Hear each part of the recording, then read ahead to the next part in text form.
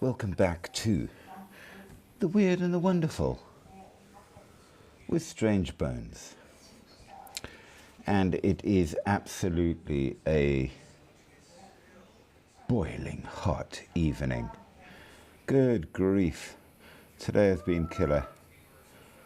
And the weirdest thing is that the weather in South Africa at the moment seems to have gone completely and utterly bonkers. We have floods in Mozambique, floods in the Kruger National Park, which really and truly are two of the very much drier parts of the country, but floods, I ask you. And here where I am, where normally we have absolutely got a very moderate climate in a great many ways, nevertheless, 35. Good grief. It's insane. Spooky, how are you doing? Boy, how are you doing?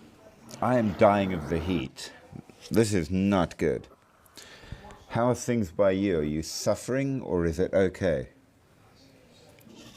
Oh, it's hot, and it's been hot for a couple of days now, especially during the day. Oh, And I absolutely. don't have air card or anything, and it's just fucking Right, exhausting. right. Yeah, Yeah, and I've been looking at the weather app and it's promising us, don't worry, it's getting hotter. yeah.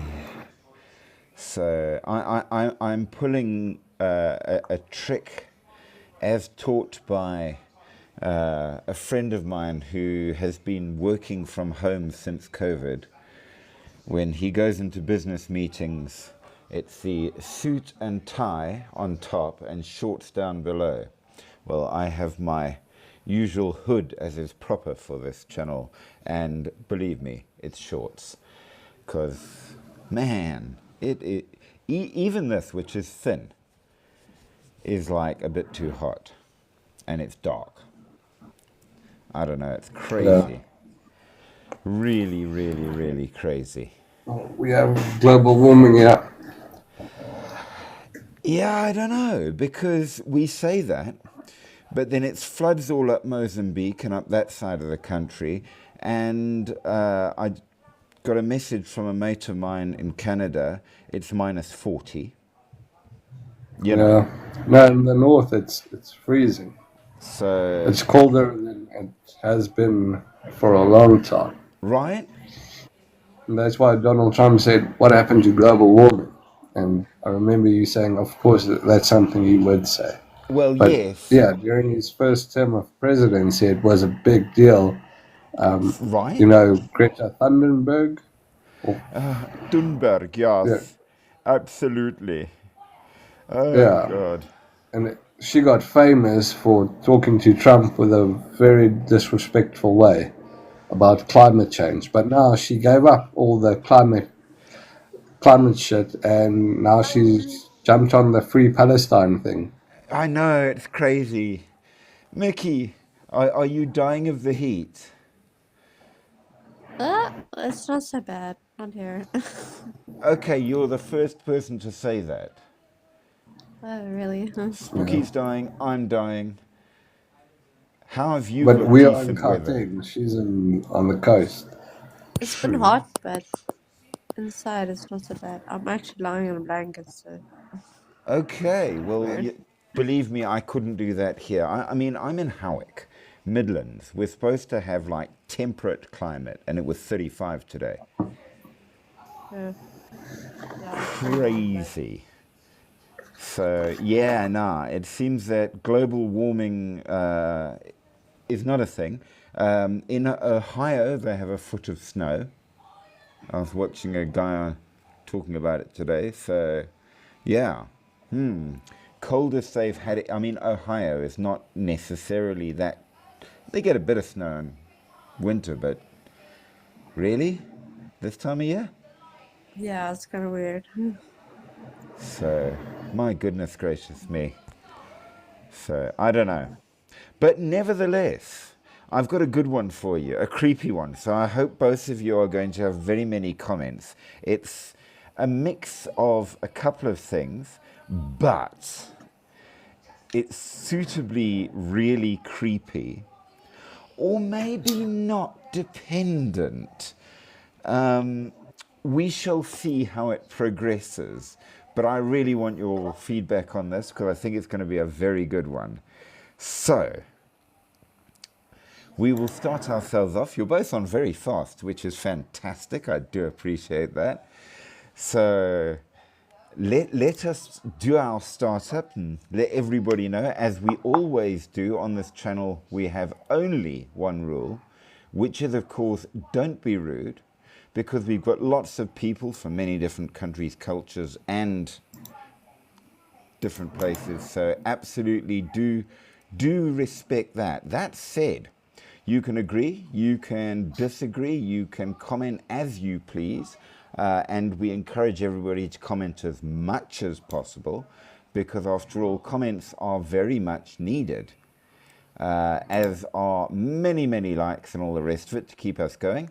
But that said, let's get in. So we are going to be doing a couple of things that were, I would say, too small to do on their own in a live, but absolutely put together, they kind of fit in a way, and they are absolutely creepy, and we like creepy. So, how many of you guys know what a doppelganger is? A double ganger. Yes. Somebody that looks like you. Yeah. That is one of the versions of what it might be. So, yes, but now, on the other side of it, they say it's possible that it's a supernatural entity pretending to be you. So we've got two versions. Now, I'm going to tell you that not only do I have a doppelganger, I actually know them. And here's the weird part. He was born in the same months as me, in the same hospital as me. Now, That's crazy. before we even go any further, keep in mind that I was born in a very, very small nursing clinic in Ndola, Zambia. So to have just another European person at the time I was born there was pretty rare. And to have one that looks identical to me, but is So weird. completely unrelated, right? Okay, so, and now we'll make it even worse. My second name is Michael. His first name is Michael, Ugh. which means that we answer to both. That's crazy. Now, I will tell you a story which was really interesting, because our families got to be good friends because they had kids at the same time, and, you know, that small community. And eventually they actually moved from Ndola and went back to England.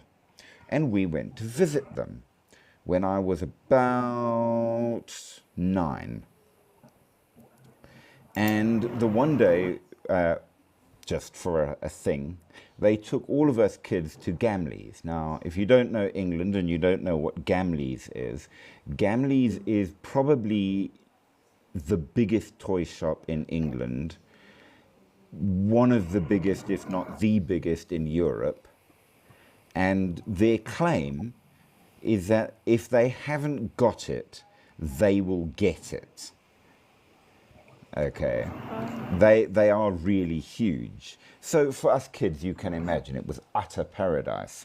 And at the time, Star Wars had just come out, and you could get Star Wars figurines, and they were the thing. Oh, yeah. You had to have them. You had to.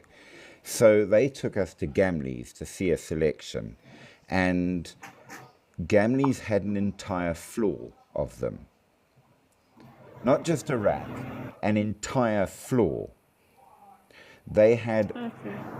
3 floors just for what are referred to as dolls. So anything from like girls' dolls through to Star Wars figurines to anything like that.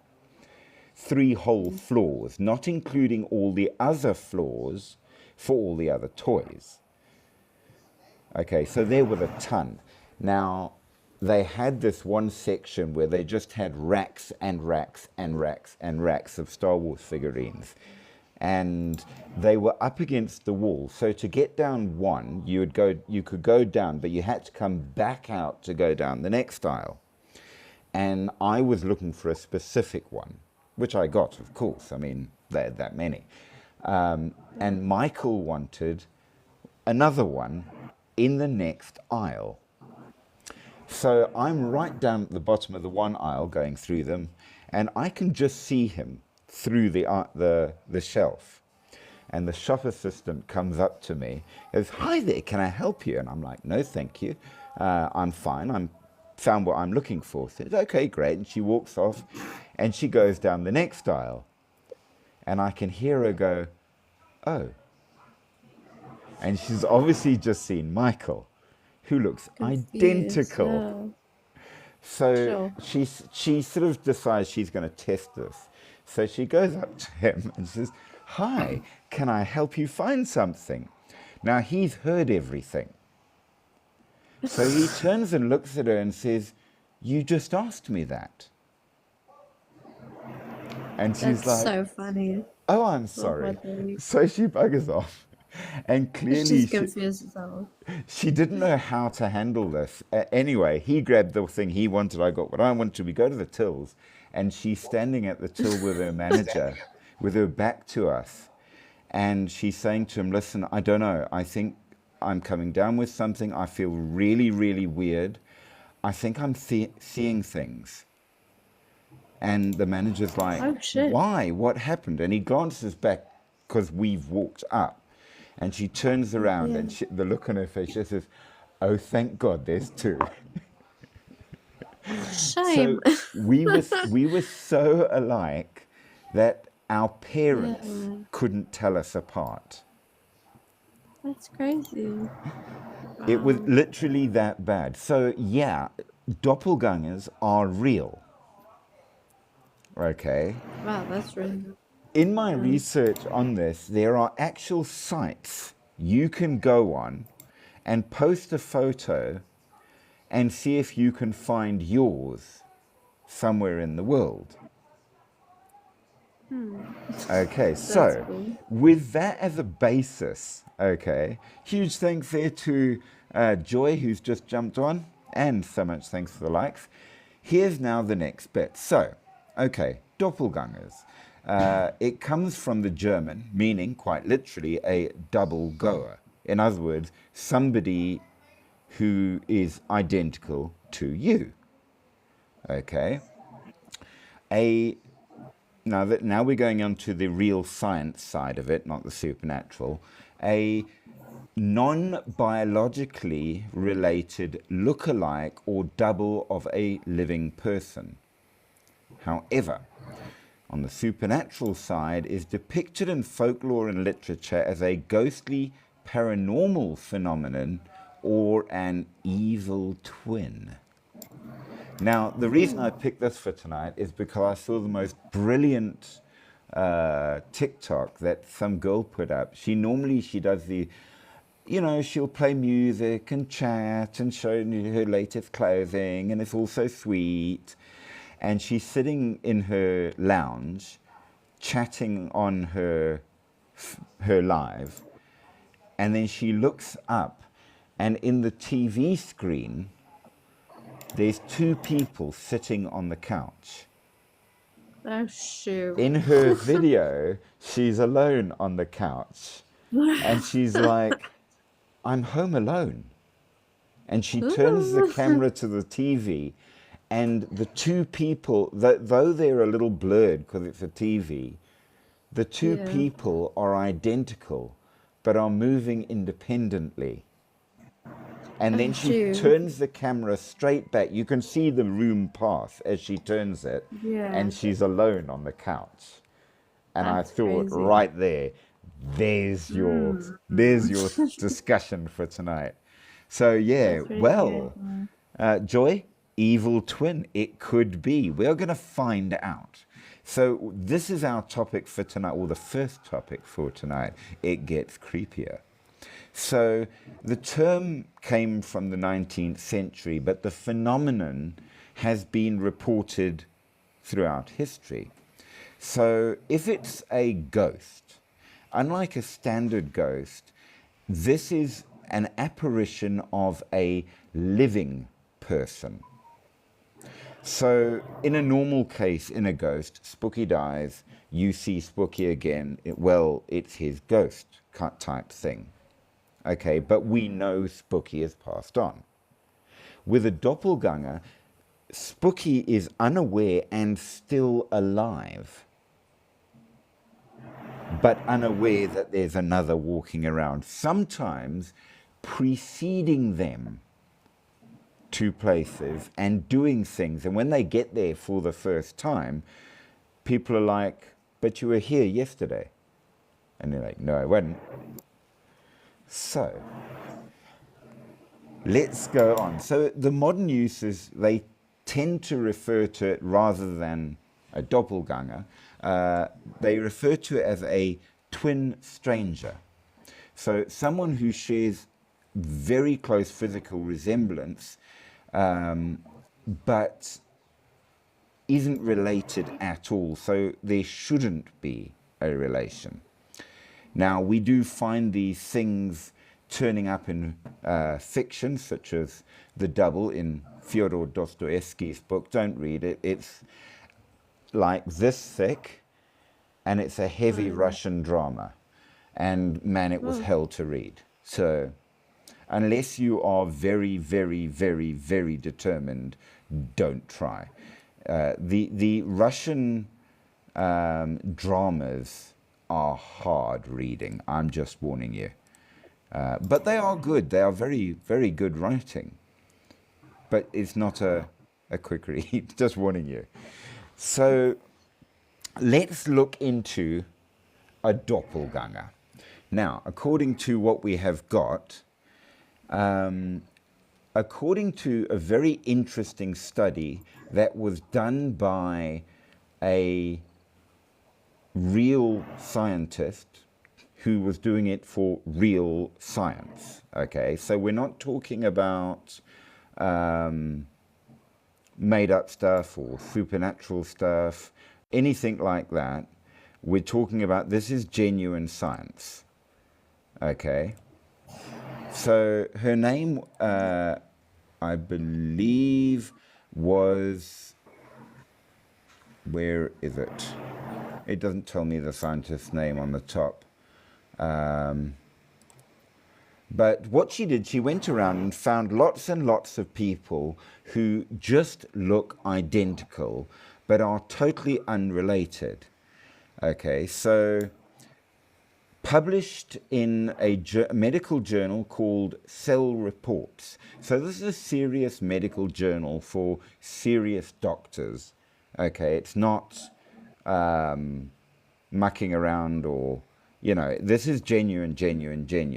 Now, people with very similar features also now provably have some of the same DNA, which is very interesting. So while they might not have a familial lineage relation, they are genetically similar to you, which is even creepier.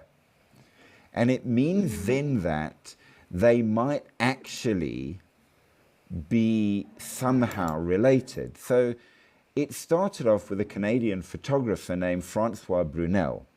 And since 1999, Brunel's been traveling around the world taking portraits of strangers who look identical. Now, a whole bunch of scientists got involved and they asked 32 pairs of his models to answer questions about their lifestyle, their lives, their choices, their likes, their dislikes, and submit samples of their DNA. And using facial recognition software, scientists analyzed the headshots of these doubles and they computed a score to quantify the similarity and found that some of these things got up to what are twin-like scores in almost every case. Which means that, now, for those of us who don't know, if I say somebody is an identical twin, they might not be absolutely identical. They're identical to somebody who doesn't know you that well. And somebody who does will say, ah, yes, but, you know, Bob's got a freckle to the left of his eye and Sam hasn't. Things like that. That if you know somebody well enough, you can tell them apart. So it's identical, but not really, but near as damn. Well, these people, though they were not related, were getting up to that level. Now, Crazy. here's the interesting things. It's turned out to be that 9 of the 16 had shared single nucleotide polymorphisms, okay, which normally only twins have. So they've got actual genetic connection that is for some reason double. Now, making it even more weird is their average weight was about the same. Their average height was about the same. Whether or not they did or didn't smoke was about the same. The kind of level of education they achieved was about the same. Habits, Oh, wow. even, were often the same. So, first thing, which is, to me at least, really quite creepy, is It you've is got a very double. Now, true. I'm very tempted to see if I can find one of these sites and run a face through it to see how many doubles I actually have out there. Because apparently you can have more than one. Now, That's and let me top you, Mickey. Make it even weirder for you. We all know that your fingerprints are unique to you, right? Wrong. yeah. There is Oh, a sure. Yeah. chance of like 1 in 50,000 people might share similar fingerprints. So it's still very, very good. But, The weird fact about me is I don't have fingerprints at all. oh wow, that is so cool. Why not? My fingers, I really don't. My fingers are completely smooth. There's no fingerprints. I Okay, that can't. is I can't have brilliant. my fingerprints taken at all. I'm with Joy I on know, this it's one. very It's weird. I like, don't know what? why. Now, how have you not started a I life of know. crime? I mean, I'm not advising it, but I know, that's the thing. My dad used to say to me all the time, you could be the perfect criminal. Because there's nothing. My fingers are completely smooth. Like nothing. that is incredible. I don't know what You are caused gonna it. have to send me a photograph of your fingertip because I gotta see this. Actually, when I was growing up, yeah, I had bad eczema on my hands. I still get it sometimes. But these days, there's really nothing. There's absolutely nothing. That is so brilliant. I love it. It's, Wow. it's crazy. Now, here's the Oh, thing. very The odd. reason in the past we never knew about these doubles is very logical. And I know it's hard to really believe in the modern age, but scientifically it is proven there just weren't enough people in the world. It's literally that simple. The population in the modern day has grown so much, and of course, communication between far off places, that now there are enough people that we can see that there are more doubles. And of course, I can go online and find a photograph of somebody in Germany, even though I'm nowhere near Germany, which Yeah. literally in my lifetime you couldn't before. So it does make sense, nevertheless. Now, Yeah, absolutely correct. that said, these things does tell us that there are a number of medical implications, because if I'm prone to, say, getting cancer, my double might be 2. And if they are, it might tell doctors something about how cancers work and may be very useful in finding a cure. So this is important, not just Oh weird. yeah. Okay, Yeah. and true of any genetic illness. So anyone with a genetic illness, if you find a double and get to talk to them, find out if they have anything in common. It may help. Do you stay in contact with your double? Not anymore, sadly. We grew up, once we stopped being kids, because you see, he lived in England and I lived in South Africa. You know how it is. Yeah. You know, after we were there for a while in England, a year actually, and then came back. And after that, I just lost contact. But I know who he is, and I looked him up the other day. He's an engineer. Oh, cool. Yeah. It'd be nice to, if you could reconnect with him, maybe. I was debating Why not? it, just, You connect could, up and say, hey, yeah. bud. I'm even Hey, more, wait, how's my hold on, double? better idea. What if I go and check out, because I didn't find a picture of him recently. What if he looks the same as me still? Exactly. That'd be so cool to see. That would be interesting. I'm going to Oh, see if I can find out. you should. Yeah. For sure. So it does make a difference. Now, with all of that said, what else do we know about proper cases of doppelgangers in history? And there are a few. There's a French teacher at a Latvian boarding school who, in 1845, his doppelganger was seen by students and staff. That was so close that witnesses claimed that her double could mimic her actions, and some said that there was a weird sort of sensation if you brushed up against her, as if it was like not quite real. Now, we're going to get more into each of these stories as much as we can, but yes, they get creepy. We know that in the 19th century, the French author Guy de Maupassant claimed to have been visited multiple times by his own doppelganger towards the end of his life. But doctors said it was clearly hallucinations.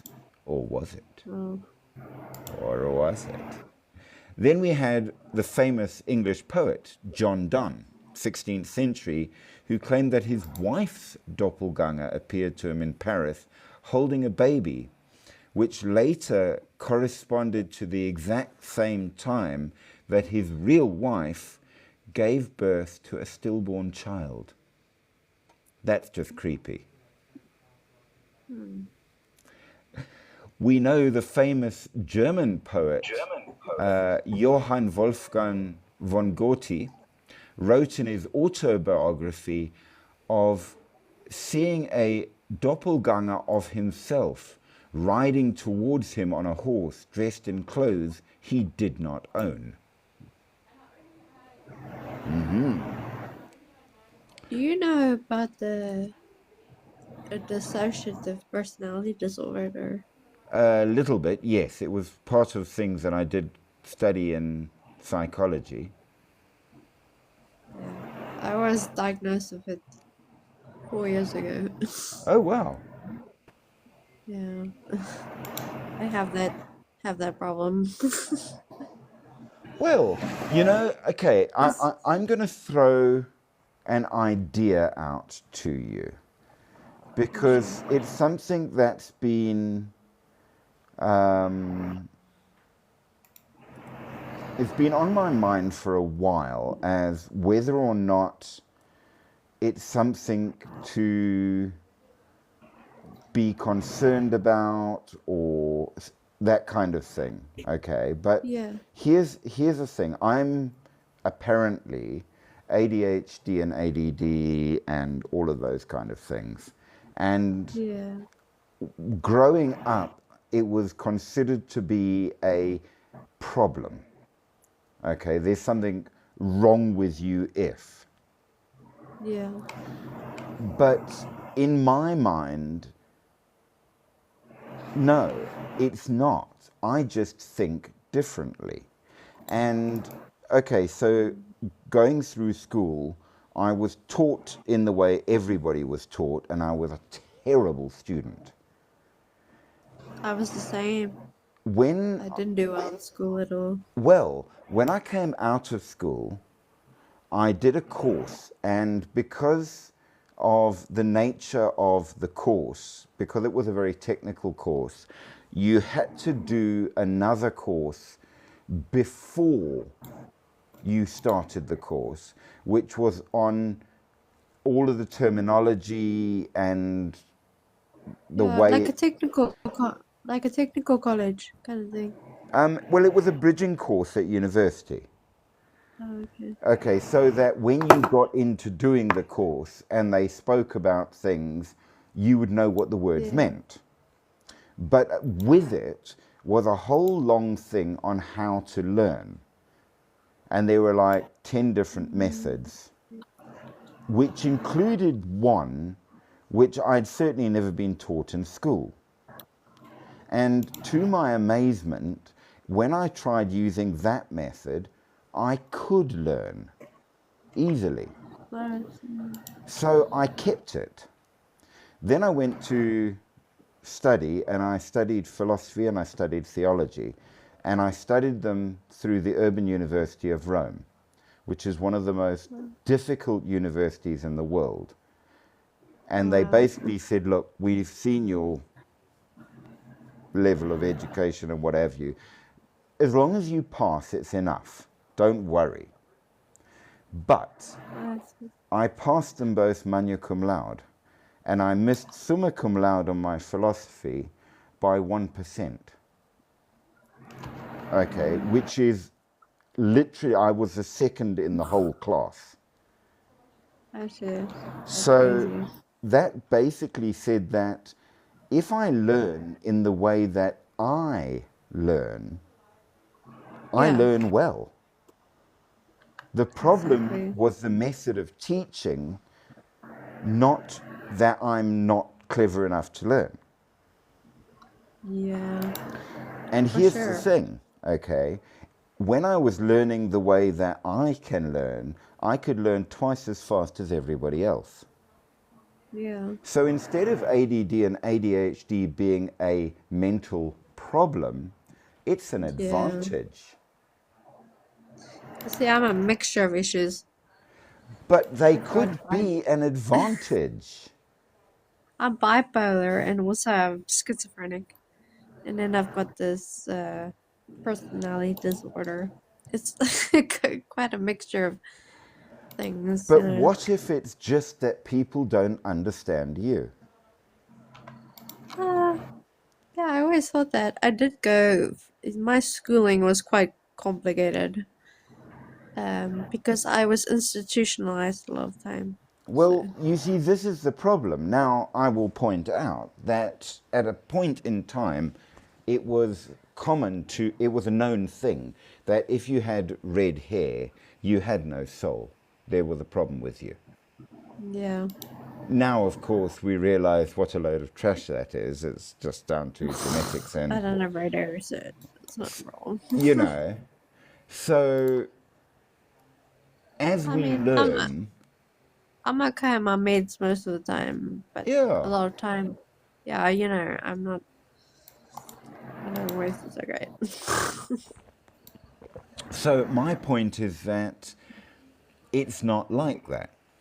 And yes, you can have a double who's just Yeah, for like sure. you, which is pretty cool. So let's talk about a few more, much more modern ones. There's a very prominent case when a young woman in Dublin who used social media to see if anybody else looked like her. She found 3 individuals almost identical. One was living an hour away from her and Oh, shit. frequented the same sort of places she did.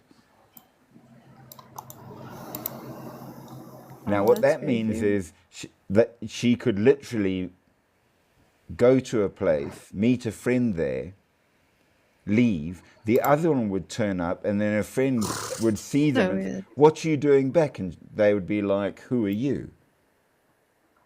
And like, oh, why are you being rude and pretending you don't know me? Yeah, that's very weird. Right? So these things do happen. Now, I know I've got more than one person that looks like me because I remember going to a party in Durban. Now, I didn't live in Durban, I lived in Hillcrest at the time. And we get to the party, and some guy I'd never seen in my life turns around and says, oh, you're back. I thought you were going on to that other place. And I'm like, sorry, what? Oh, shoot. And he was like, oh, well, if you're going to be an arsehole. And he stormed off angry. And I'm like, what? That's so weird. So, and it didn't only happen once. So apparently there's a few of me out there, Oh. just saying. Then, But I've actually, sorry, I've Yeah. actually heard if you have a doppelganger, the chances of you having more is very high. well, I don't know. there you Like go. I for don't people know. who do actually, I don't know. I've heard that somewhere. I can't remember. But yeah, It's I'm pretty sure possible. I have a doppelganger too, because I had a lady once before come to me and she said she had this whole conversation with me before I even could say anything, and I was like, "What?" And she's like, "I know you," and she showed me a picture, and this girl looked exactly like me. It was so weird. Well, now there She you knew see, this she could person. literally show you a picture. That is so Yeah, cool. I like it. I like it I have a lots. doppelganger too, but yeah.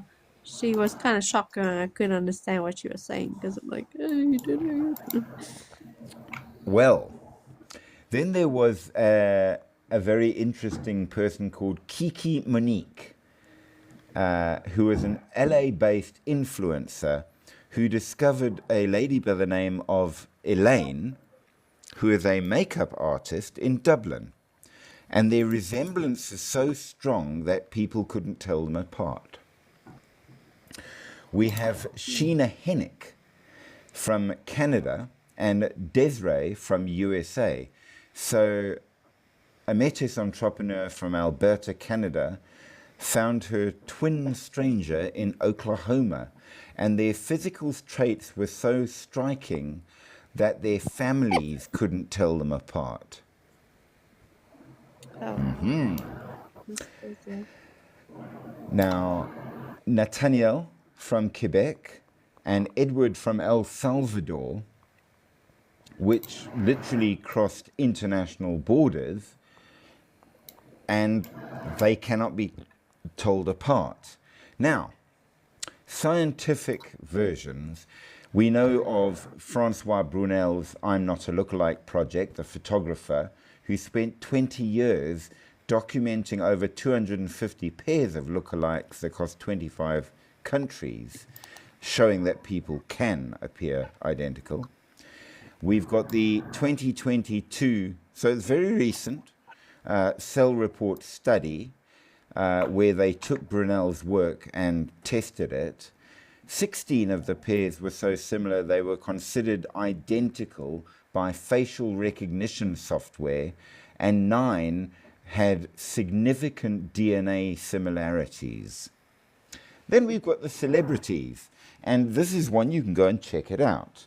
In the new Star Wars thingy, Episode 1, The Phantom Menace, Natalie Portman plays Padme Is this the Amidala. woke one?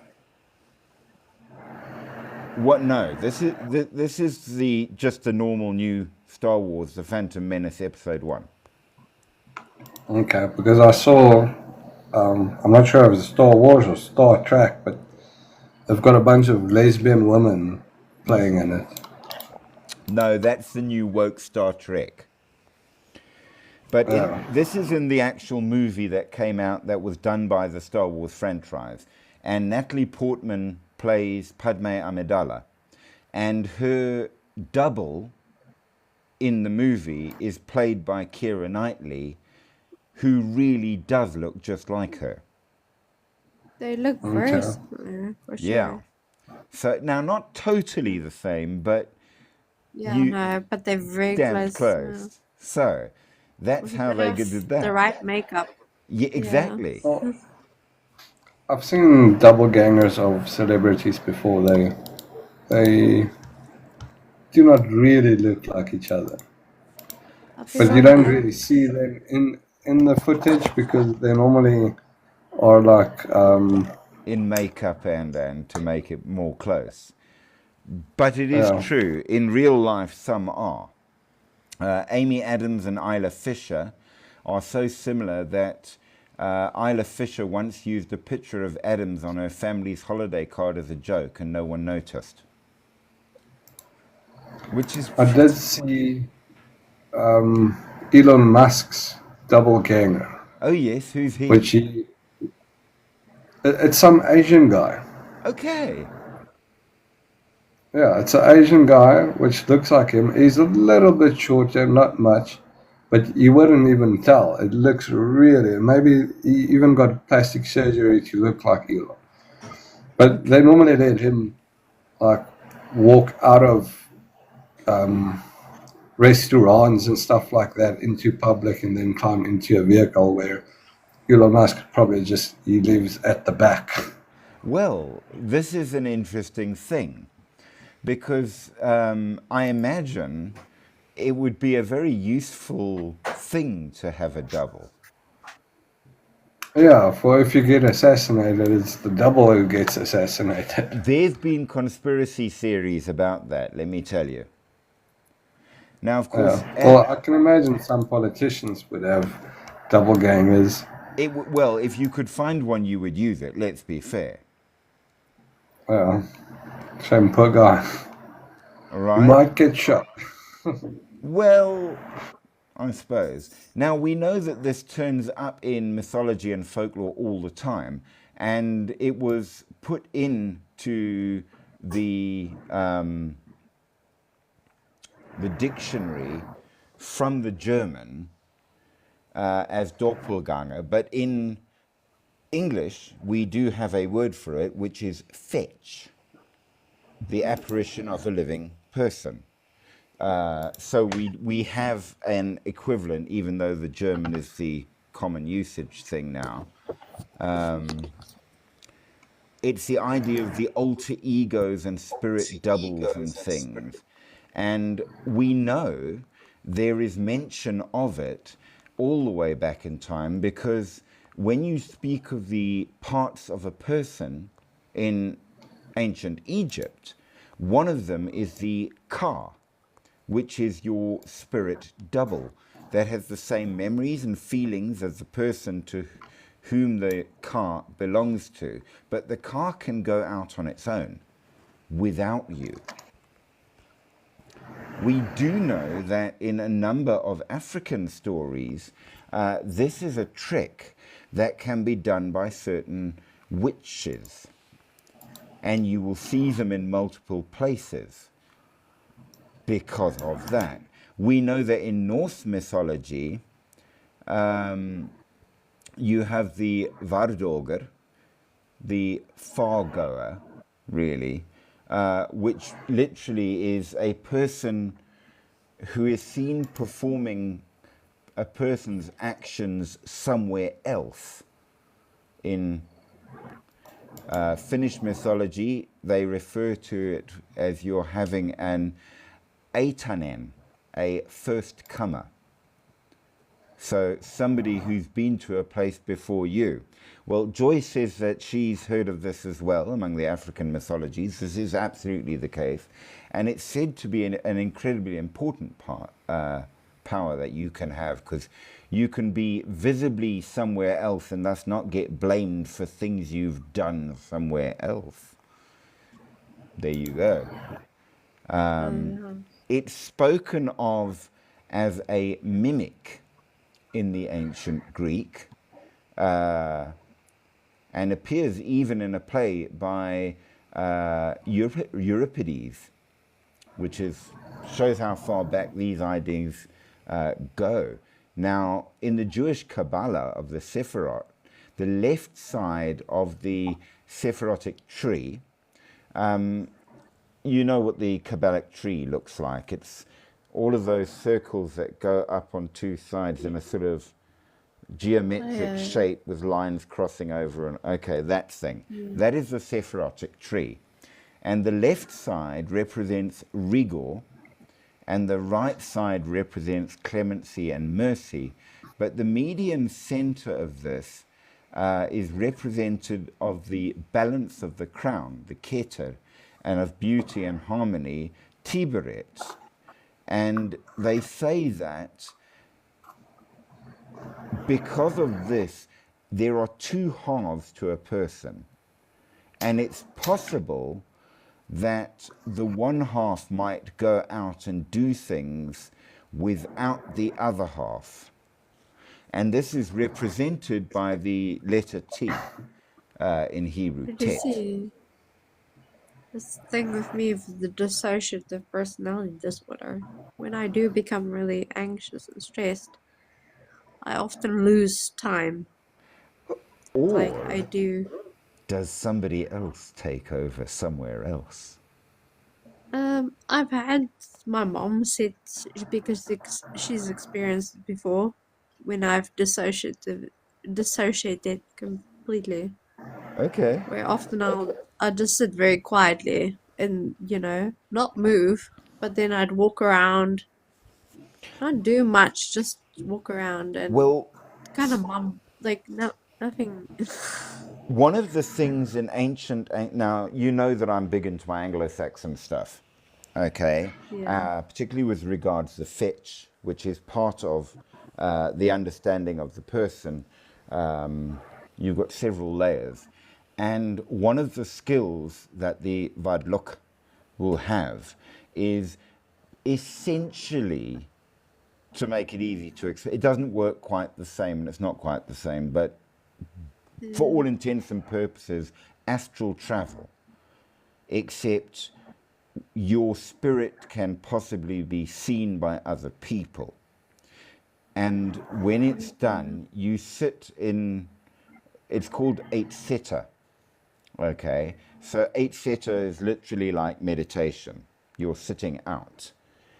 So you sit quietly and your spirit goes off.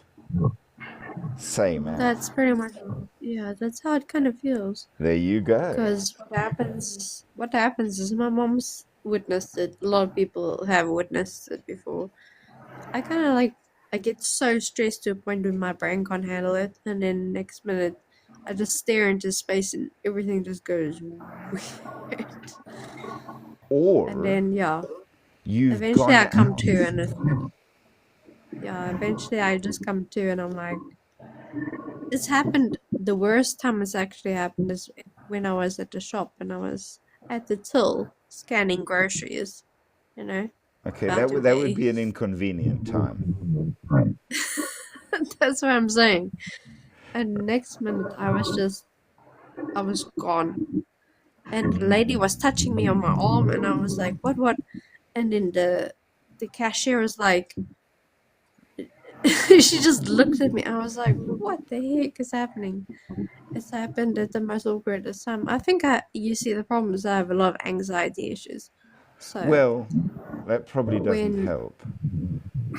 when my anxiety gets extreme, that's when things start going very wrong for me. Joy, what's your take on this?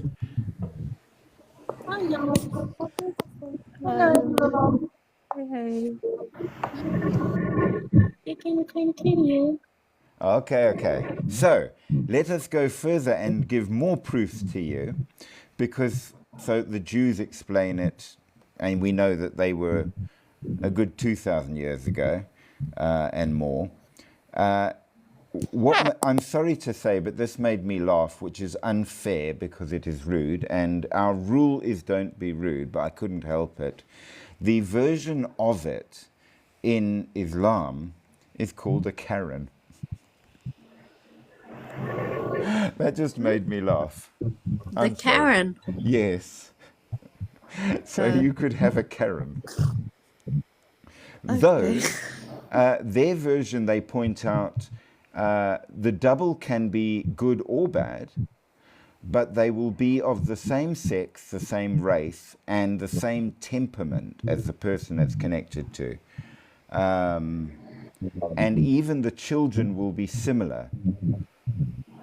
So, but they do say in rare occasions the Karen can be the opposite sex, and it's like the mirror image of you. Maybe. So there are varying stories about it. So let's go into some serious ones. So John Donne. As we know, that John Donne was a English poet, and quite a good one too. He was in Paris in 1612, and on the exact same night as his wife gave birth to a stillborn daughter, he saw his wife's doppelganger carrying a female child. And this is what he said. 2 days after their arrival there, Mr. Donne was left alone in that room in which Sir Robert and he and some other friends had dinner together. To this place, Sir Robert returned within half an hour, and as he left, so he found Mr. Donne alone, but in such ecstasy and so altered as to his looks, as amazed Sir Robert to behold him in so much, that he earnestly desired Mr. Donne to declare what had befallen him in the short time of his absence, to which Mr. Donne was not able to make a present answer, but after a long and perplexing pause did say, I have seen a dreadful vision since I saw you. I have seen my wife pass twice by me through this very room, with her hair hanging about her shoulders, and a dead child in her arms. I have seen since I saw you.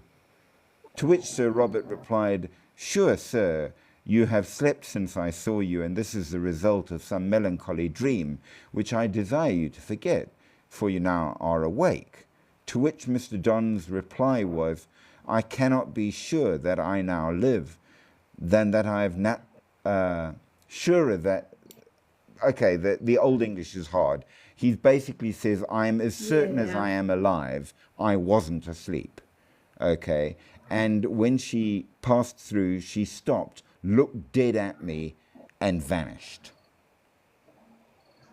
So he saw this, and of course now back, we're talking 1612, so it would have taken him a certain amount of time to get home, and there wouldn't have been letters and things very easy, and when he got back he found out, yes, his wife had a stillborn child. So right there, he knew that what he had seen was true. Now, in his case, supernatural. But yes, your comment, Mickey. You see what confuses me because of my schizophrenia, um, and my dissociative personality disorder. Sometimes I get confused because I do know, like what you're talking about, two personalities, and sometimes I have two, like, yeah, it's very The different. It voices in gets your head. confusing. The Yes, voices in my head, yes. and then the one person says another, and it's, yeah, and I can be two different ways, and that's the thing. Well, My to be people, fair, I often wonder about that because I can have entire conversations in my head and have different opinions in sort of like different viewpoints, which apparently you're not supposed to be able to do, but I can. I do that all the time. Right? So Yeah, for science real. tells you, no, you can't actually do that. It doesn't work. You would get what they call cognitive dissonance, and it would cause problems until you resolved it. I don't have a problem with it. I enjoy it. I can But have. I go through stages where the one type of thing will last months, and next minute I'll be completely different for a couple of weeks. So it doesn't, it's not always completely the same. Well, I It's mean, kind of weird. I write stories out of the things that happen in my head. And in my head, they're as clear and as full of color as which you're not supposed to get, as if it was real. But it can be in a completely different world.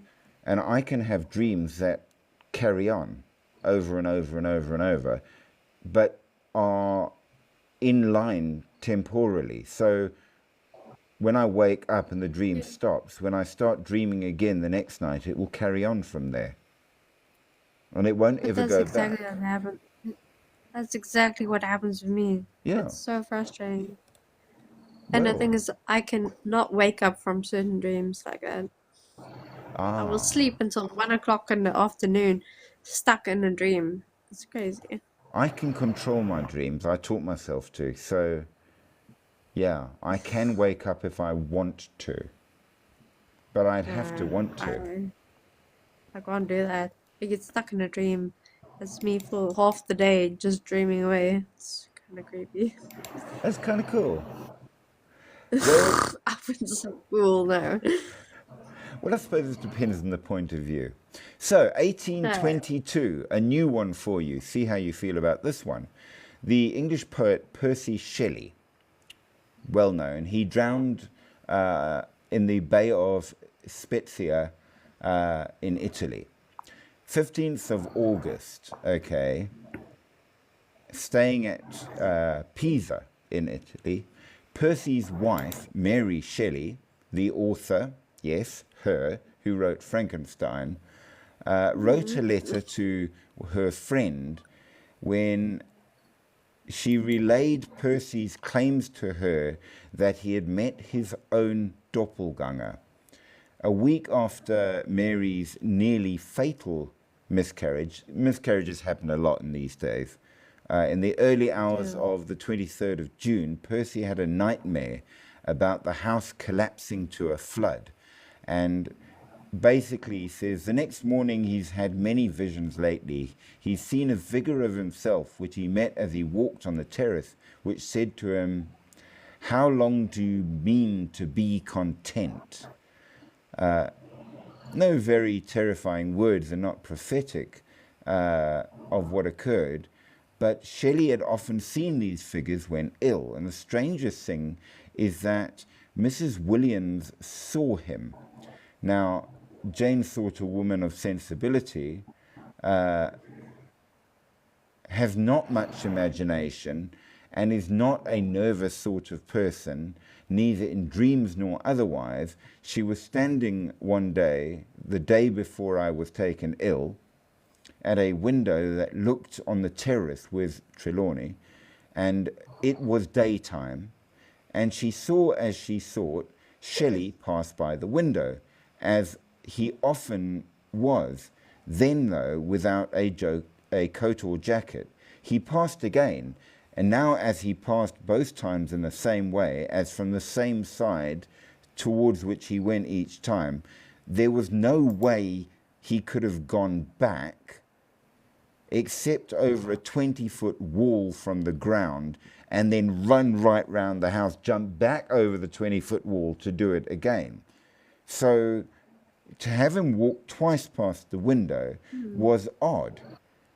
So she saw this and thought, how did he jump over the wall? Where did he go? And when she looked out, he was gone. Now, this shows that it's somebody that was known not to be an imaginative person at all, a very solid sort of person. And she told it then to Mary Shelley, to say, hey, I've just seen your husband walk past twice in a place he couldn't have. Yeah. How the hell did he do that?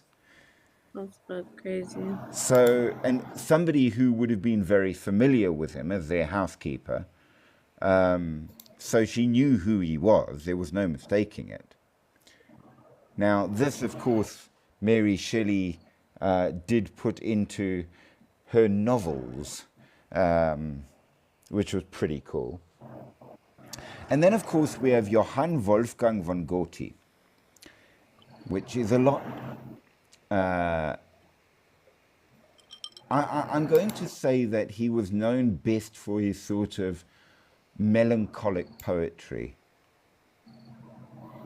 He's not a favorite of mine by any means, but nevertheless. Now, he said, amid all the pressure and confusion, I could not forego seeing Frederica once more.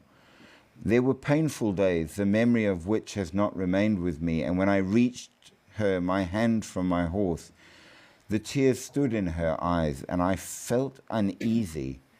I now rode along the footpath to Drusenheim, and there one of the most singular forebodings took possession of me. I saw, not with the eyes of the body, but with those of the mind, my own figure coming towards me on horseback, and on the same road, attired in a dress which I had never worn.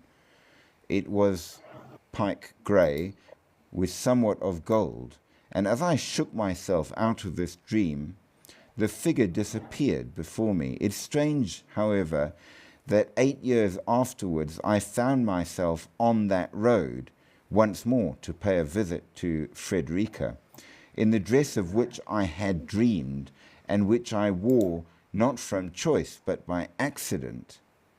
However it may be with matters of this kind in general, the strange illusion in some measure calmed me at the moment of parting.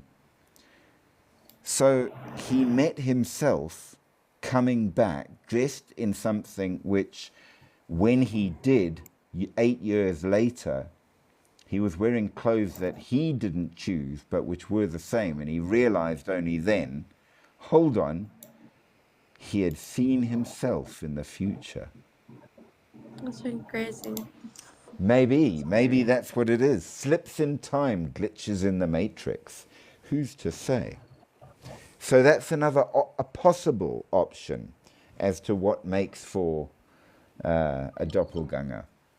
Now, Émile Sagui, a French teacher in 1845, working in a boarding school in what is now Latvia, had a doppelganger which sometimes appeared to those around her and would mimic some of her actions.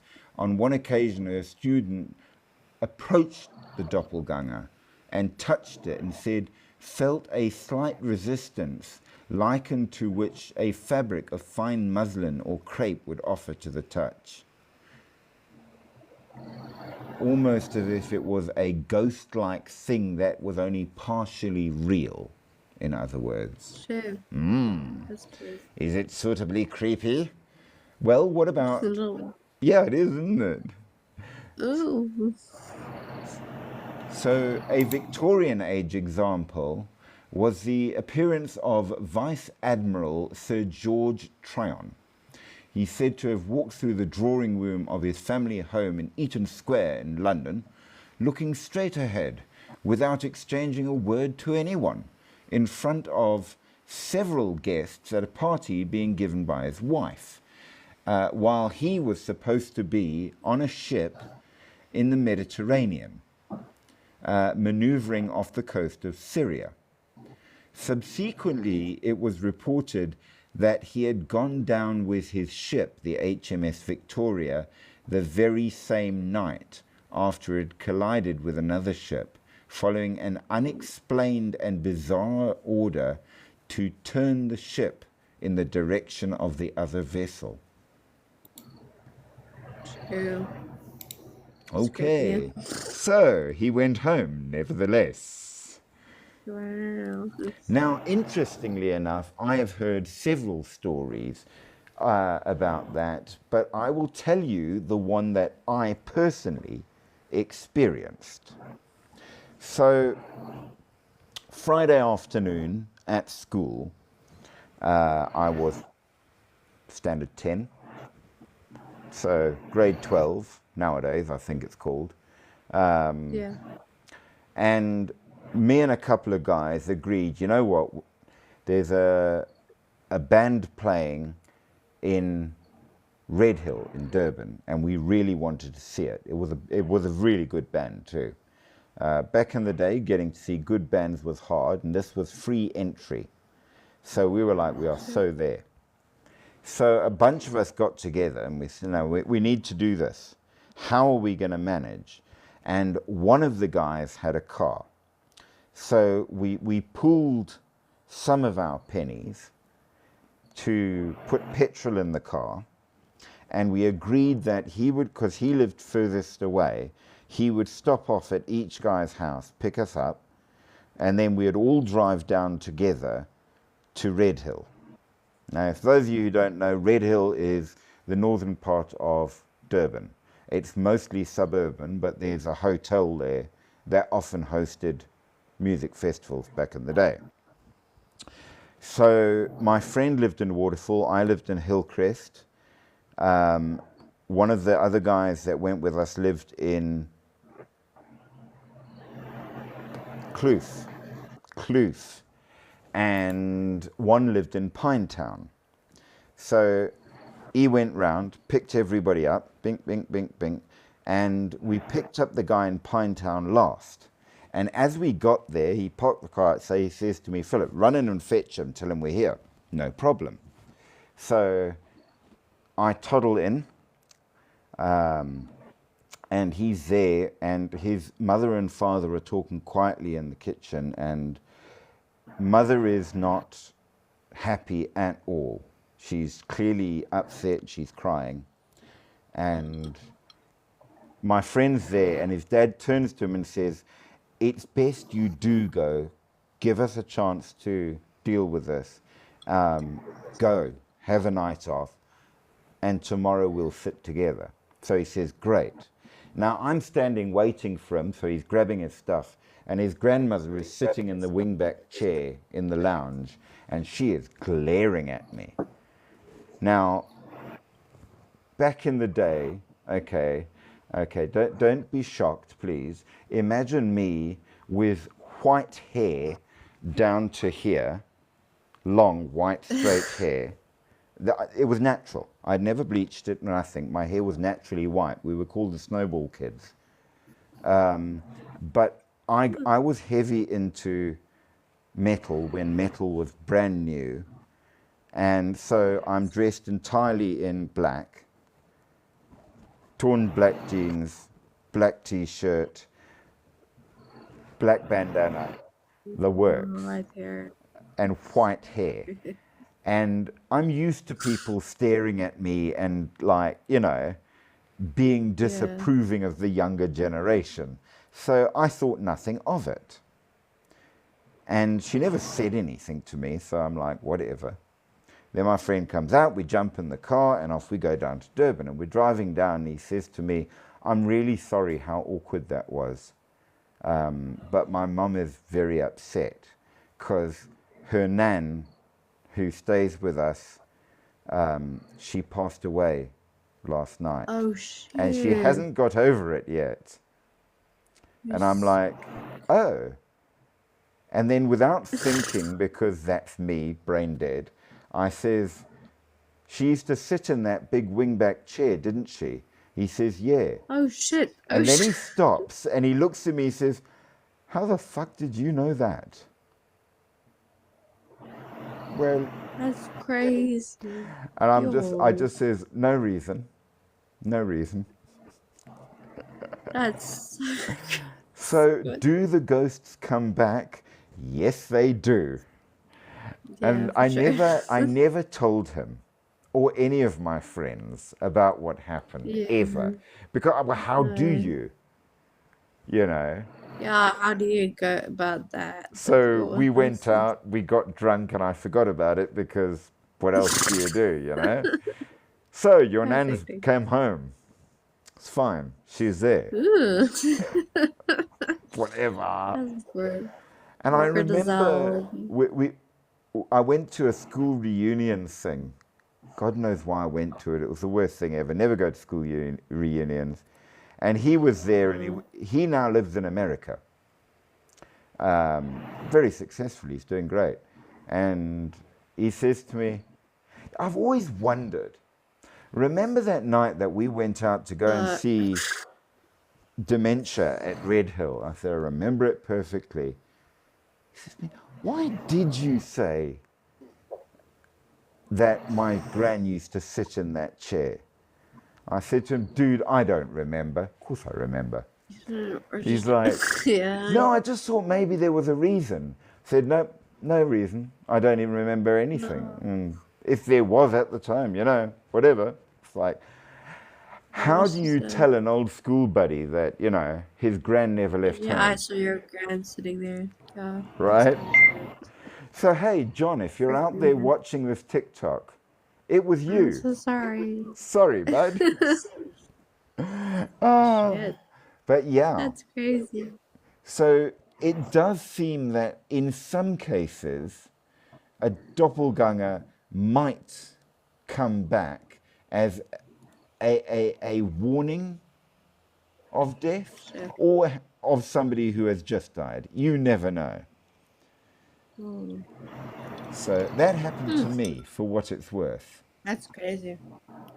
Now, of Crazy course, cool. well, yeah, It's I thought it was pretty cool, but crazy, yes. Just really. Now, what about the supernatural view of them? So here is the supernatural view of what they are. Either they are a warning of doom. So if you see yourself, it's a warning of something very bad, according to some. Another set of traditions say that they're kind of like your evil twin, and they act to do things you never would because they're your reverse, and get up to all kinds of mischief to ruin your life. The third version is that they are literally the ghost of the living. So your car or your spirit can go out and do things in other places without you being aware of it. Now, the Egyptians said that, but so did the Anglo-Saxons, which is interesting. So it's a kind of bilocation, but generally not deliberate. So, as I said, you have the Vardoga, the one that goes and does things before you actually get to a place. The English has a fetch, which is, it's more like an astral projection generally, but it might happen involuntary. But if you are a proper sorcerer, you would make it happen voluntarily. You have the Finnish Aitanan, which again is just, it can go and do things on its own. And if you go to the place where it's been, people will say, oh, you're back, which has happened to me, and you say it's happened to you. So we have that. And then the last version turns up quite a lot, weirdly enough, in Christian mythology.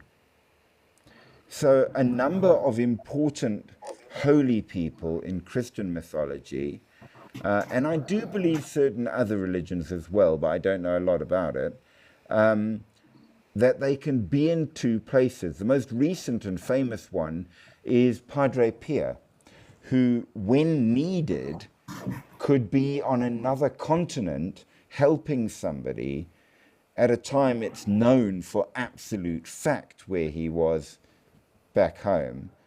And here's the thing, he knew he was going there, and he would find himself for half an hour, instead of being in Italy, he would be in the United States to help somebody, and he's seen, recognized, and everything, but he's still in Italy. So, bilocation, maybe. Now, we know that Abraham Lincoln saw his own double in a mirror, appearing pale and ghost-like, which his wife believes was an omen of his assassination, and he was indeed assassinated. Catherine the Great saw her own double sitting on her throne just before she died. So, well, there's that. We know that there is a biological proof of twin strangers. And of course, we do know that this showed up in a lot of things like our favorite TV series, Supernatural, where you had Yeah. things like that. And of course, in that awful The Vampire Diaries, doppelgangers did exist in that as well. I did not like that. It was a terrible No, set I never of watched it. books. I couldn't watch it. The books were awful and the series was worse. I prefer Twilight over that nonsense, to be honest with you. Given how badly I hate Twilight, it's awful to admit that even I preferred Twilight to that. So, Yeah, I couldn't watch it. Like a weird kitty after that. no, unfortunately for me, vampires have to be nasty, they're bad, and they drink blood. That's the point. If you're going to go with foo-foo rainbow unicorn vampires, it doesn't work for me. Did you know 50 Shades of Grey was fan fiction of Twilight? I believe so. Yeah, but if you watch it, you understand. Like, okay, I'm a girl. Obviously, It is obvious that you are a girl. obviously, Sorry, I I'm feel that way. teasing. Yeah, I'm a girl. Well, mind you, nowadays, even that's not certain. I mean, I'm just No, saying. Hey, Spooky? I can say I'm a girl, so Yes, it's fine. you are a girl. No, even if it looks like a girl, it's best not to assume it's a girl. Nowadays, I you've got don't to be careful. identify as a he or a what? A he or No, as it's a they, them. Get it right. My a God. they them. Yes. No, I'm not. Like Yeah, I've you been don't a want to girl misgender since someone. her Right? hair. That can get Since dangerous. I'm just I was saying. yeah. This whole they them thing, it got me confused. It gets Like me big time. confused as well. I remember when we came up on it, and we actually had to study the phenomenon when we did philosophy, and we always used to write she, he, it as S/H/IT. It was like an inside joke. That's the thing. Like I've been watching these things on Facebook, YouTube. Anyway, they're talking about they and them, and I'm like, what the heck? I can't keep up with the conversation because it makes me confused. Well, I have a friend who is an amazing guy. He really is, and he's gay. And the one day he turned and he said to me, please do not associate me with this whole LGBTQ community shit. I'm gay. I'm a guy. Yeah. I'm happy to be a guy. I happen to like guys, but that's it. I am not the same as somebody who thinks they're a lamppost. Yeah, it's not girl guy or guy girl, nothing Yeah, like you know, that. I can't argue with the man. It's a Yeah, The G probably. in LGBTQ stands for gay. well, that's because everybody lumps it all in together. But he was saying that as a gay person, he wanted nothing to do with it. No, I think the LGBTQ, they're pedophiles. Yeah, I know. It's strange. It just does not work for me. They're involving everything. You see, I have a lot of this in my family. This is crazy. The weirdest ones are the furries. I know. Yeah. Excuse me, not just furries, Therians. Get it right. Furries. Okay. Yeah. What's the difference? Therians have the soul of the animal they think they are. Oh, Okay, we're going to have to go Okay. into this to explain it because it gets confusing. for sure, I think. Yeah. So we have a new guest that has joined us. Welcome, welcome, welcome. So here's how it goes. Okay, if you are a furry, and I've known a couple, when I was working as a journalist, I got around a lot. I met a lot of people. So I knew somebody who was a professional furry. They don't Ooh. think that they are the animal. They like to dress as the animal and have a fursona, if that makes sense. Yeah. So a Can be furry like persona. Okay, this is an important difference. A Therian, which is different. Who is sitting on the beach and enjoying themselves when I'm not? That looks rather cool. Nope, it's the background, I think. Oh, I would like to be on a nice Caribbean beach like that. you Okay, know. Do you know? Oh, sorry. so a Therian has the soul of the animal. So inside they are really that creature. But let me make it even more confusing. You can be a therianthrope, not just of an existing real animal. You can be a therianthrope of extinct animals Oh, and of mythic animals. that makes sense, though. So For sure. you If can you be, can imagine anything like well, that, yeah. you can be a unicorn therianthrope, Yeah. if that helps. No, that makes sense. If you can imagine anything that you could possibly be, yeah, then Well, yeah. there you are. That's where You it can be is. a platypus cross with a dinosaur, Exactly whatever. that. Hmm. Hey, I see that Z's come back again. He hasn't been on for about 3 months. But nevertheless, Shit. welcome. Yeah. Z hasn't been around for a long time. So, doppelganger do's and don'ts. Okay, so the important things about doppelgangers is that, at least according to one set of rules that I found, they want to kill you. And the reason they want to kill you is so that they can take over your life. Because then it means that they can get around and do what they want to unnoticed. Okay. Which means that then they can do things, and eventually, when it's like piled up so high that, Mickey is now a dreadful serial killer hunted by the cops, they just go and pick another person and you disappear. Because Yeah, really, that's the great. real you actually got taken over years ago and it knocked you Yeah. off and hid the body, and nobody knew.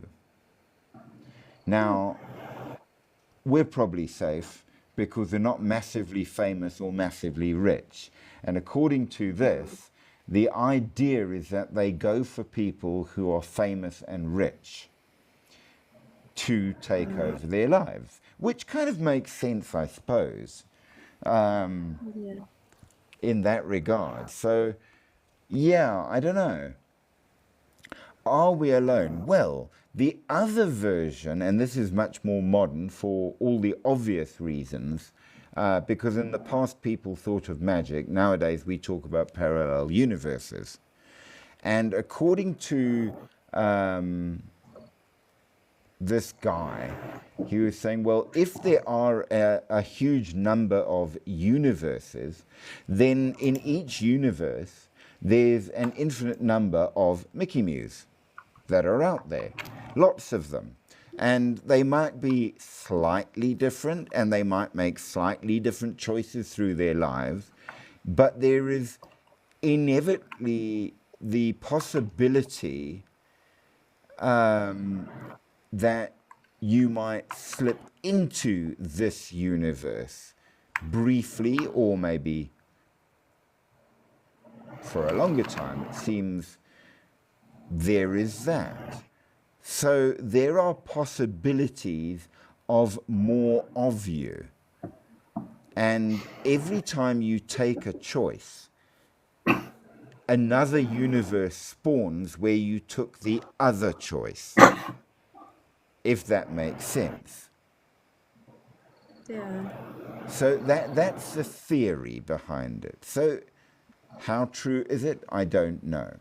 But now I then started wondering, if you can have a supernatural doppelganger, and they might be out there and be suitably terrifying, what other things like that might be out there? And of course, I came across black-eyed children.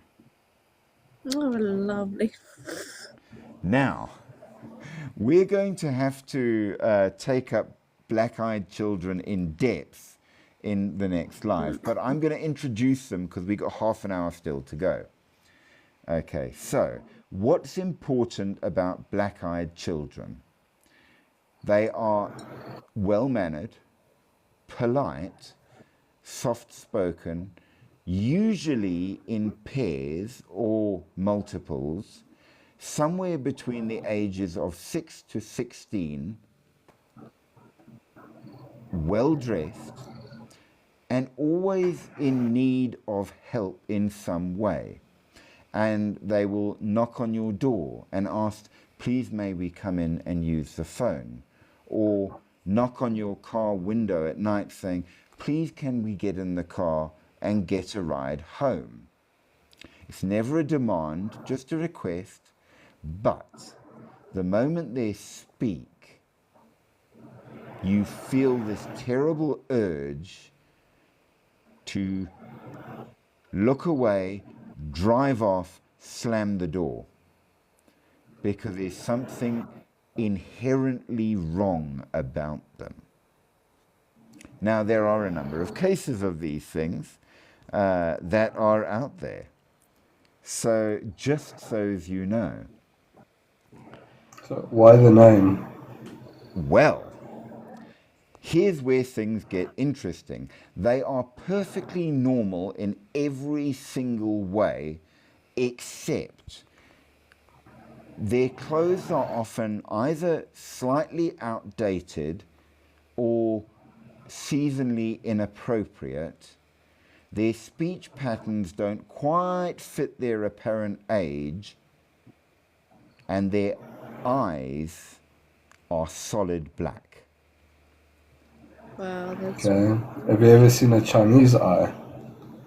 Yes, but bear in mind, they still have the whites and the cornea, the colored part, and the pupil. Even though they have an epicanthic fold, etc., etc., their eyes are normal.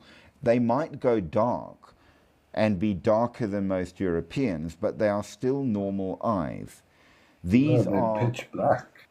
These are solid black from edge to edge, not just the colored part. no. It's just no. Okay. Look, to me, the eyes of a Chinese person looks very scary because it's pitch black. Well, darker, It's- yes, but they're the still iris built the is- same. Yeah, the iris is black, but they're still white. in the Yes. eyes. Like, They are still eye-shaped in all ways. Are you saying that the entire eyeball is black or just? Yes, the entire Okay. thing. So if you look into my eyes, you can see we've got the eyeball, which is white, You've got the cornea, which for me is blue today. It changes color quite a lot. And I have the pupil in the middle, the black dot. Okay. Now, my eyes are a little weird because I have a ring around mine as well, which is something people do have if you have blue eyes sometimes. Okay, so that is what a normal eye looks like, whatever its color. White, or sclera, as it's called, cornea, the colored bit, pupil in the middle. Black-eyed children, it's all one color, black, and nothing else. Yeah, no, I would run. Yeah, for Well, sure. across the reports, one detail is universal. They will not come in without permission. They will stand outside on the threshold or outside the car asking and waiting. They will never force in. So if you're sitting in your car with the door open and they ask, can they get in and get a lift? Unless you say yes, they won't get in. If you open the door, It sounds reasonable.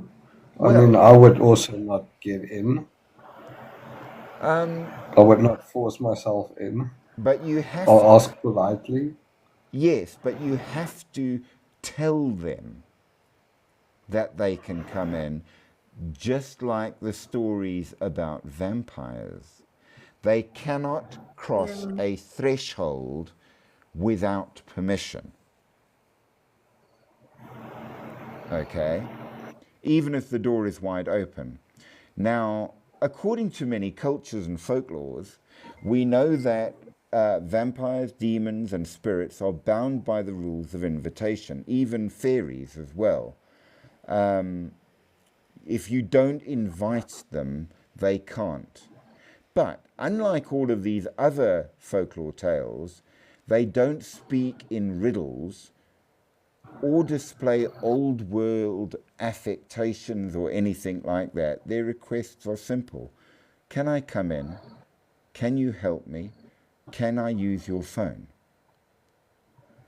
People who say yes, whether out of confusion, social instinct, whatever, always regret it.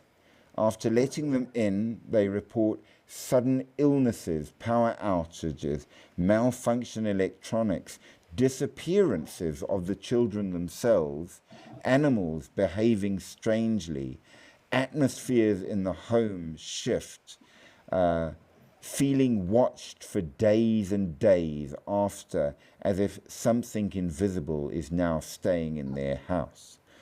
Now, of course, proving this is very, very difficult, but I lead you back to that same story I told you about that nice young lady that does all the fun, look at my new shoes, look at the shirt I bought today, sitting on her couch, and in the reflection in the TV, there was someone sitting next to her, but only in the reflection.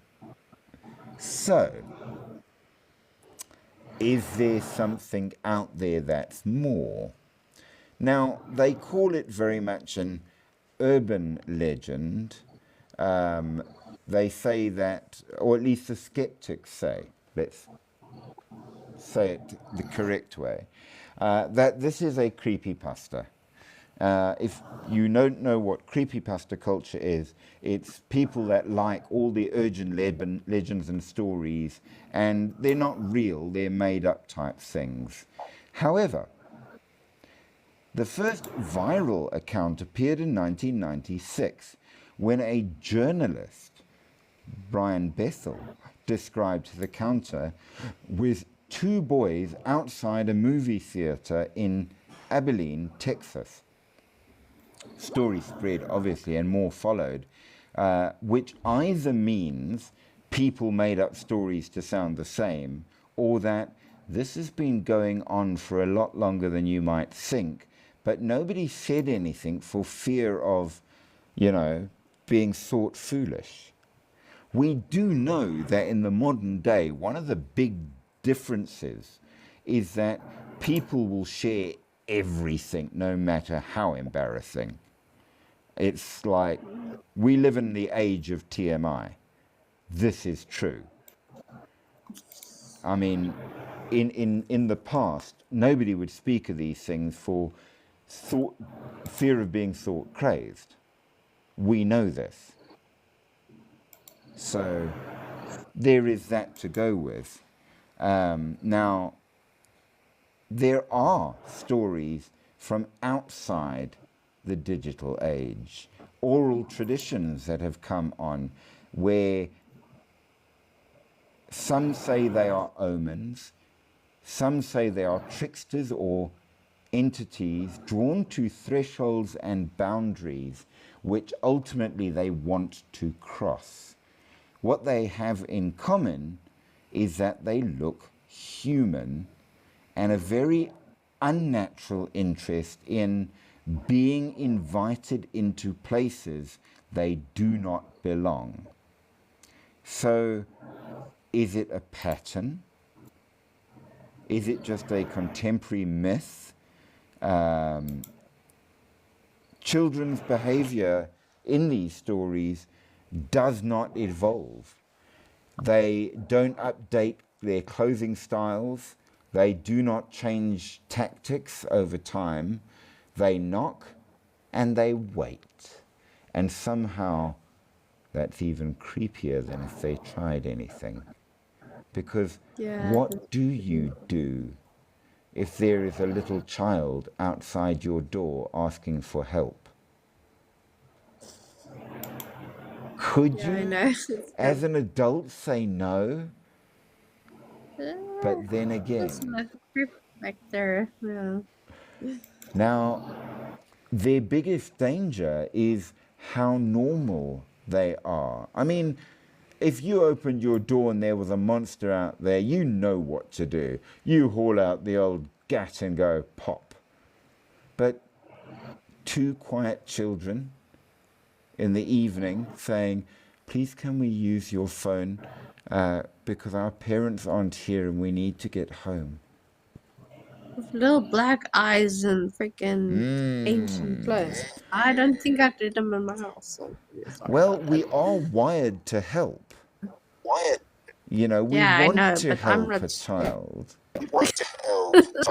But the real That's the thing, case. Yeah. the bit that's scary, I'll the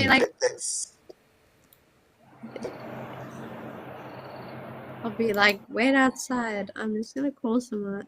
well, there's that. And at least nowadays I can say, here, don't come in, but use my cell phone. Yeah, exactly. There you go. Got cell phone these days. Okay, but the thing that is the creepiest part is that there's no reason not to help, and you kind of want to. We're human, right? And they know how to use your humanity against you.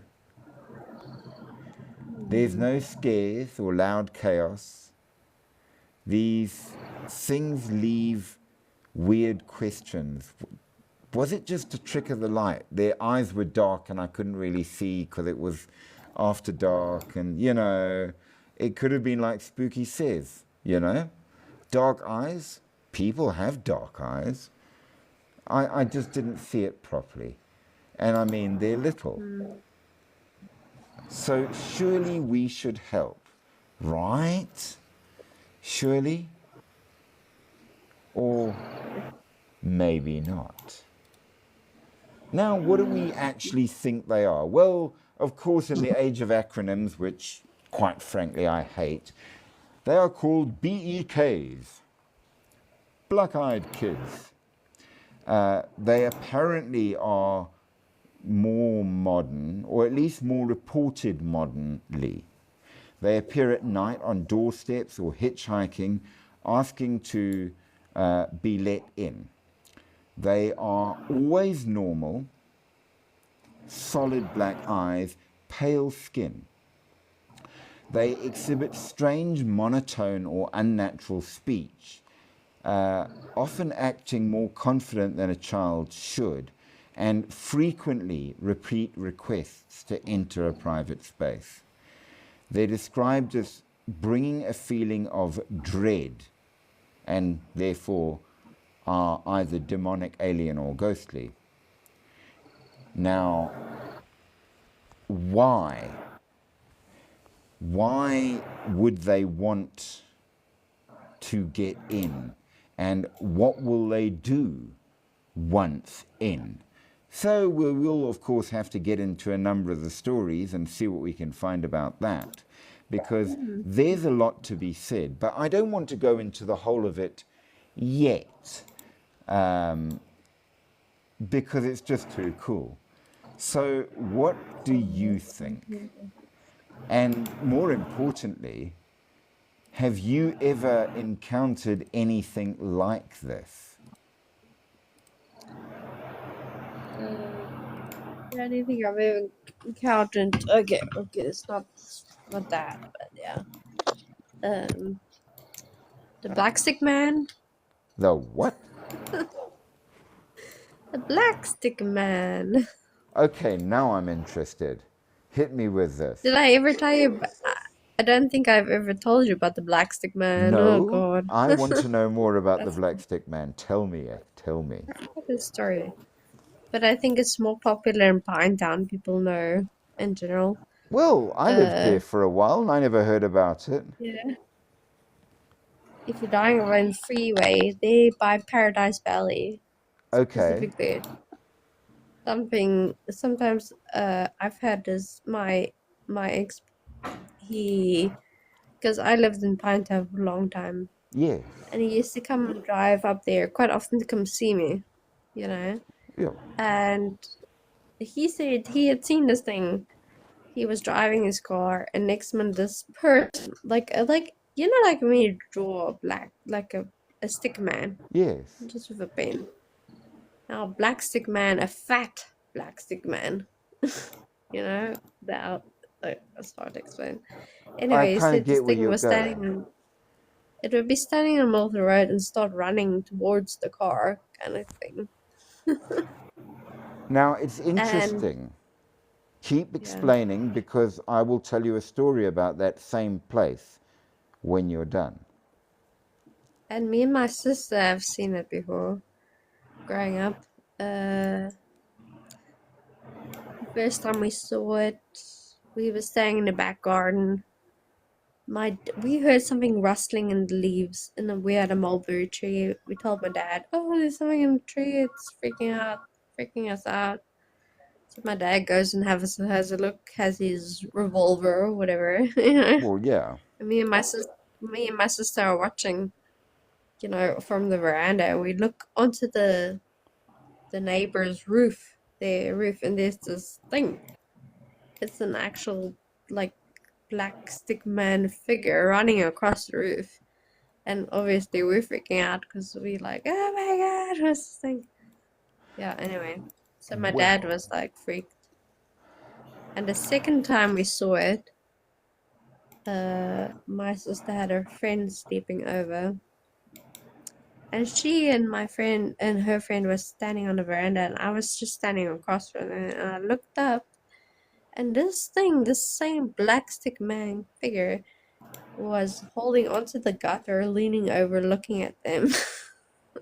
But it's not the last I've seen it. I have seen it before. So maybe it's me but my sister did see it too, so I don't know. Well, if it is And you, then then, it's me too. And here is why. Okay. Because I saw exactly that kind of thing on numerous occasions around the Midlands, Hillcrest, Pinetown, Durban, really, on several occasions. I also know a good 30 or 40 other people who've seen the same kind of thing. And I've taken to calling it the Chianti because it matches a spirit that was described in a tribe in North Africa that referred to it as the Chianti. And they're exactly that, kind of like a fat black stick man, a shadow thing. They that's what like it to looks be like. high up, above you looking down. Yeah, that was the thing with the roof. Yes, The sometimes they have glowing red eyes. My sister once saw it when she was in the bedroom.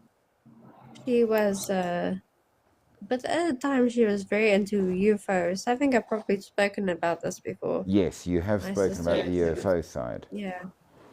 And she said the same friend of her, Jolene, that was sleeping over, they opened the curtains and there was this black stick figure, this black stick man. And she said the eyes, she had actually drawn a picture of it.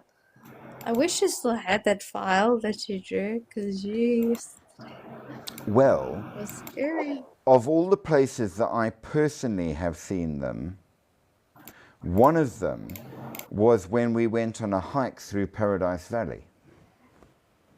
Yeah. You So, see, that's weird. It's very common there, because he said to me it's seen it more than once. He's seen it driving that route to Pine Town. furthermore, did you know that Kloof Gorge goes all the way down through Paradise Valley to Durban, where it opens up and the land flattens? But technically the gorge goes all the way. It's scary. And the other places that I've seen it most was in Kloof Gorge, which is all part of that line down through the valley. So maybe it lives there But the thing is, I think it follows you, to be honest with you. sometimes. Because it definitely followed me once I moved to the bluff. Well, I can tell you I was followed by one of them for about an hour and a half. One night we were out. We used to walk everywhere, even at night. And I was with two other guys at the time who saw it too, and it followed us all the way through the cane fields that we were walking, right through Hillcrest, until we got to the gate of my home. And it vanished when my cat appeared. And everyone said my cat was freaky, and that cat loved me. And whenever something weird happened, it would come and stand by me, and whatever weird happened would stop. The thing So, is, yeah, I'm just saying. I still see it. Yeah, I still see this black stick man when I moved to our first flat in the bluff You see, for a long time, and I still do see it occasionally. I've seen it occasionally yeah. in the desert as well. I think there's more than one. Yeah. I mean, I don't think it's one Have you watched- thing. Have you watched the movie The Shadow? What Shadow Man? I think it's a movie where if you talk about it, it comes to life. I'm not quite sure. I must look for the movie. If you do, find out which movie it is, because I'd like to see that out of interest. Shadow people or anything. It's about a journalist, and I think he's a journalist, or he does a radio channel kind of thing, and some person calls into his radio chat, whatever, and says that talking about the story about the shadow person that this person is seeing, and it's gonna kill her, and the next minute it becomes contagious. Like once you start talking about it, you start telling other people about it, they start seeing this. And you pass on the ability to. Yeah. Yeah. That. So that's Well, bear in mind, many ghosts and shadow things are said to be drawn to their name. And I mean, how many myths and fairy tales and stories have you come across where they say you mustn't say the name of whatever or it will come? yeah. That, like, you summon Bloody Mary by saying her name 3 times over a candle in a mirror at midnight, etc., etc., etc. Zah, you arrived finally. I hope you're in fine So form. whenever I've ever mentioned the Black Stick Man, and I've been like, ugh. Even my Maybe- sister today, she still freaks out because she remembers. Well, what we saw. and she wouldn't freak out if it wasn't real. No, we both saw it. That was the thing. And even a friend, Jolene, who lives in Netherlands now, she remembered that night. It was pretty bad. Well, the fact that I've seen these figures, not just on my own, but in the company of others who've seen them too, Yeah. kind of implies that either we were all insane or it was real, It was, for right? sure. And I mean, we know, well, we both know because we both lived in Pinetown, that there are a number of freaky things about that area. It's really freaking weird. Pinetown is definitely a place with a number of ghosts, a number of supernatural things. We know That's that. why driving home from Kloof to down Fields Hill during the night when I was working there was so creepy as hell to me. On my scooter, in the dark by myself. Well, this is it. Yeah. That really creeped the freak out of me. And I mean, I used to go everywhere on my bicycle.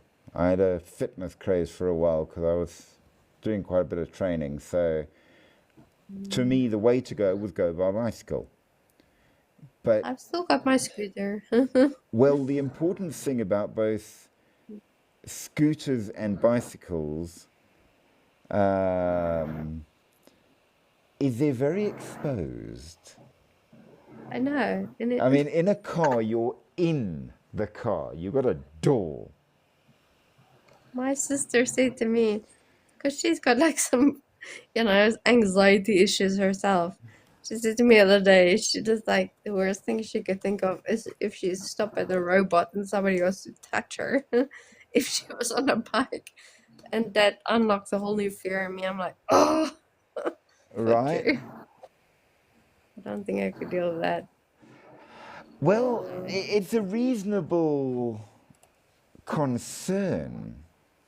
Then yeah, we're gonna just touch you for any kind of weird reason. One of my biggest ones,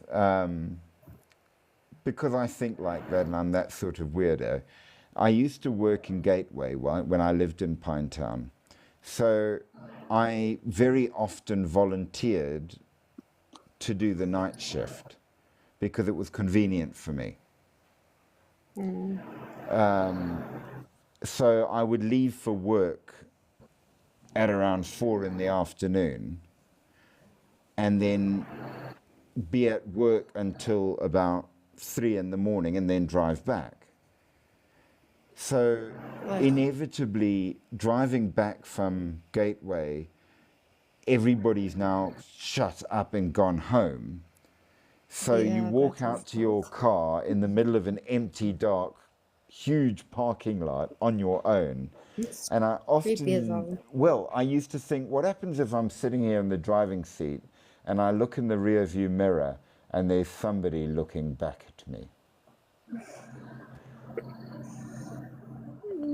What if? What would I do? And I wouldn't say I was scared per se, but I thought about it and I would try and, what would I do? I mean, if like, think I'm that driving down the freeway between Umhlanga and Durban before going up to Pinetown in the dark. I think the worst trips I had was when I was modeling, when I used to drive from Pinetown to Westville. It would be like 10 o'clock at night for Yep, training right, sessions. With the Black Stick Man story.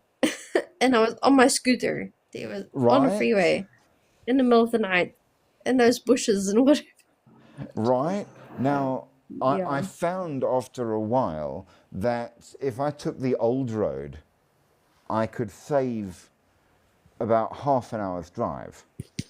But of course, the old road now, if you go from Umhlanga up through to Pinetown, it goes around Durban and it goes through the old industrial zone.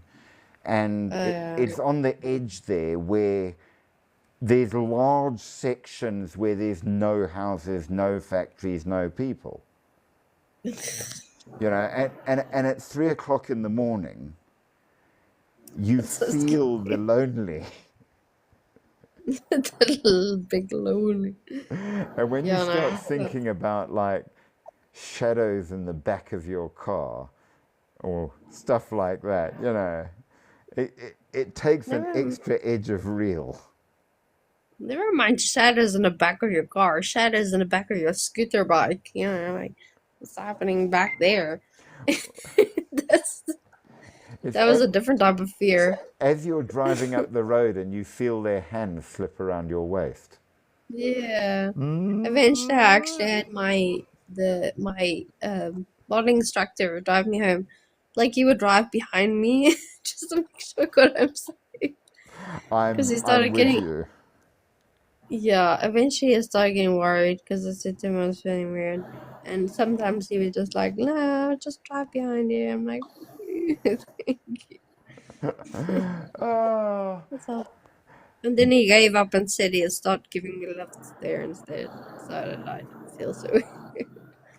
So I was like, that okay. sounds very reasonable to me because, yeah, just, yeah. I was very brave back then. Not so brave now. Well, look, to be fair, I mean, I remember doing varied things that now I look back on and I say, you know what, you were a freaking idiot. I mean, I Yeah, for remember sure. we went out. Now, we had a thing that we would do every year. Me and the guys, from quite young, we would go and camp once a year at the Harold Johnson Nature Reserve for a week in the holidays, school holidays. It was what we Mm. did. When we first did it and we were quite young, one of the parents would go with us. But the moment we hit teenage, we went on our own. And it was safe back then. You could do it. And we Yeah. would go out and be dropped off and picked up at the end of the week. And yeah, we made a few good choices in regards who's bringing the food and find out that nobody did and rubbish like that. But we managed. We survived. It was our fault. We didn't die. That kind of fun. Mm. But the Harold Johnson Nature Reserve is on the Tugela River, and you can walk from it to the Ultimatum Tree, which, if you know South African history, you know what that is.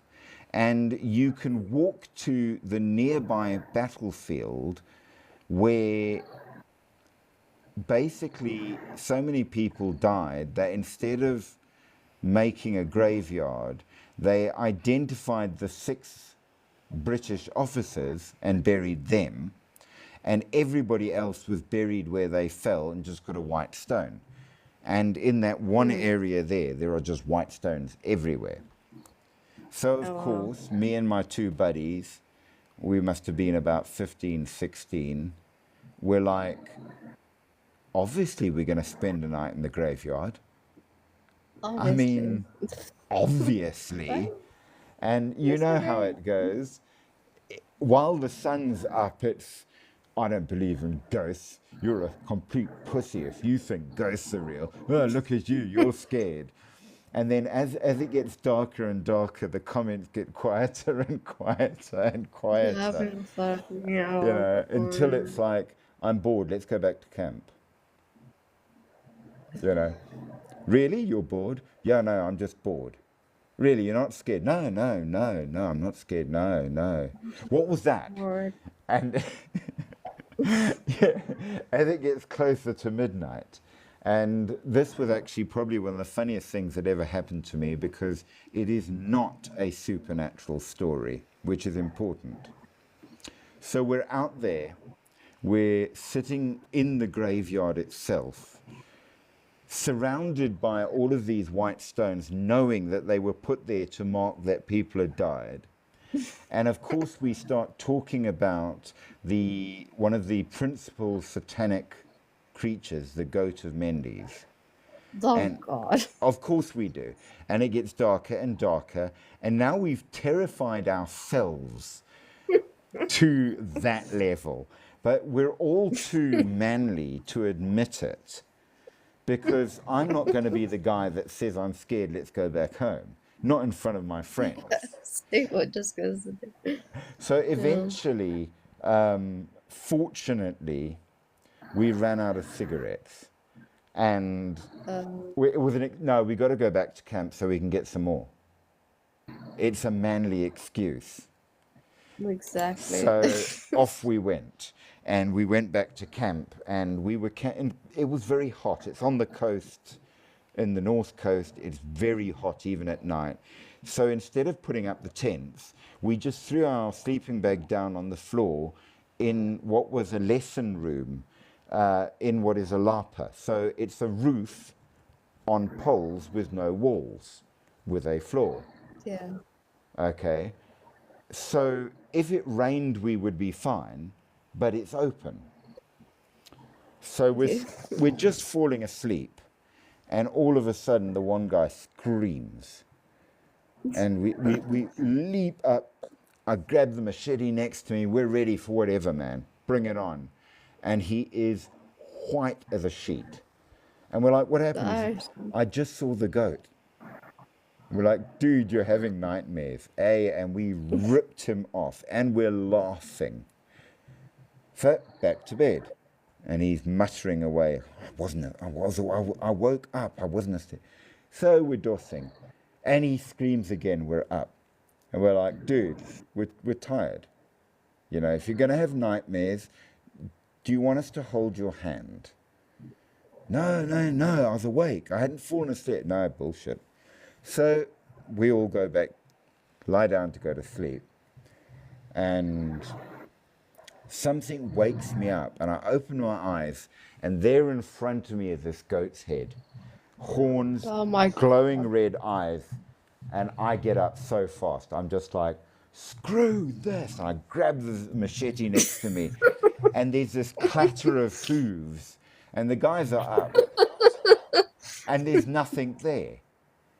And the remaining guy is like, okay, look, it wasn't funny the second time he did it. You're taking it too far now. I'm like, no, man. So we lie down again. All you hear is this clatter of hooves, and he's up and he's swearing much better. He says, no, something's not right. We are going to find out what is going on. We are all terrified. We're shaking. We're not putting down these machetes, hey? And we're like, no, what do we can't go anywhere. We've been dropped off in the middle of nowhere for a week. have to deal with these goats, these demonic goats. So we're sitting there and we're like, what do we do? And out of the darkness, there's this little Dacre that had been hand-read by the rangers when its mother had died in a felt fire, and it knew people, and it had come looking for snacks. And it comes toddling Just back in demonic little goat. with its horns, That's and of course funny. its eyes glowing red in the little bit of light that there was, Yeah. and its little hooves, and it was ever so cute. And we're like, no, I knew all along it was just that, man. Yeah, I knew. Yeah, Like, like, yeah, totally bruh. not a demonic You so goat badly trying to need eat to the wash soul. your underpants at this point. That's hilarious. It was hilarious. So yes, that was my experience of the satanic goat of Mendes, the Dacre that wanted bread rolls. But it was memorable, I will tell you that. It was memorable. It's really good. So I've seen real things since, and before for that matter, but that was probably the scariest. Yeah, I can Because, imagine though. you know, That's real. and Really it wasn't real. even real, Yeah, but still, I mean, shoot. right? I would probably pee my pants so much. It was definitely a moment where, you know, it's check your underwear time, because after all the build-up and spending the entire day in a graveyard and, And then you got this you know, little red-eyed tiger staring you at in the face. and then it ate all of our bread rolls. Oh, I did all the bread rolls. Oh gosh, shame. So yes, that That's was the hilarious. story. So, but we will continue to terrify you tomorrow with more on the black-eyed children and maybe a little bit more on the Pinetown Stickman. I will see what I can find, and we'll see if Yeah. all the stories match up, and we will do much, much more for then. But until then, we are at 2 hours, and it's been very good. So absolutely have a truly wonderful, wonderful evening. Sleep deep, sleep sweet, but sleep with one eye open, because there are things out there that go bump in the night. And I do very much hope you stay safe. Cool. Cheers. Have a good night. Cheers, cheers. Bye.